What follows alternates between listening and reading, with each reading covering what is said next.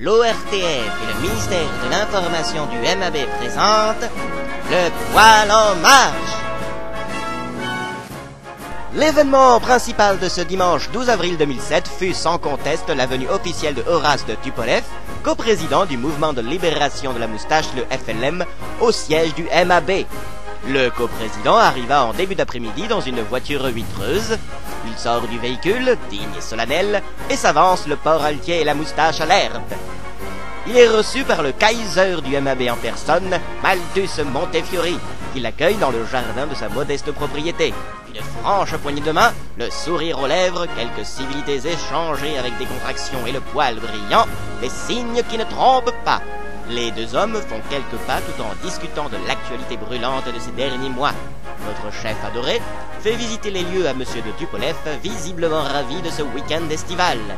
Un camp retranché? Non, il ne s'agit que de simples précautions de sécurité élémentaires, triste résultante des pressions et autres attaques glabres perpétuées par les lobbies des lames de rasoir et dont fut victime à maintes reprises notre ayatollah du poil.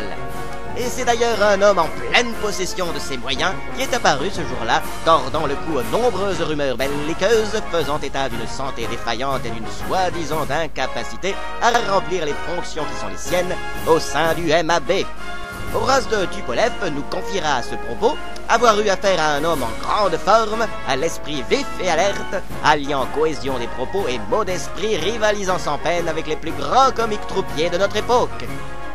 Exercices réguliers, entraînements intensifs et dressage de chiens pour débusquer les traîtres glabres sont le quotidien de nos troupes.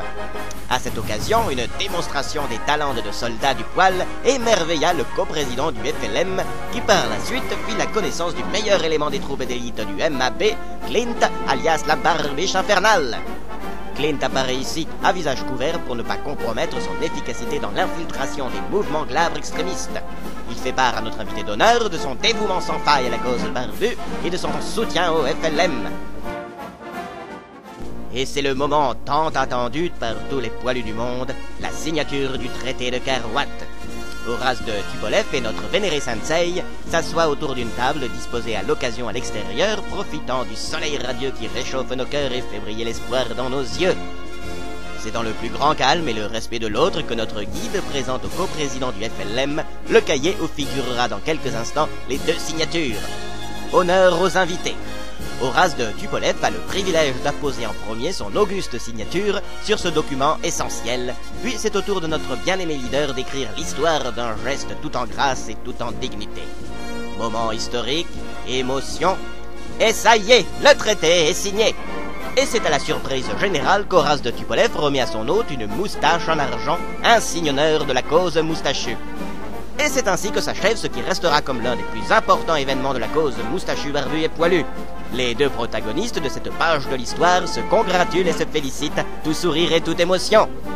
Les deux hommes, et désormais amis, repartent fiers et dignes pour continuer leur combat, notre combat. Et de cette journée mémorable, nous retiendrons ceci. Nul ne pourra arrêter le poil en marche!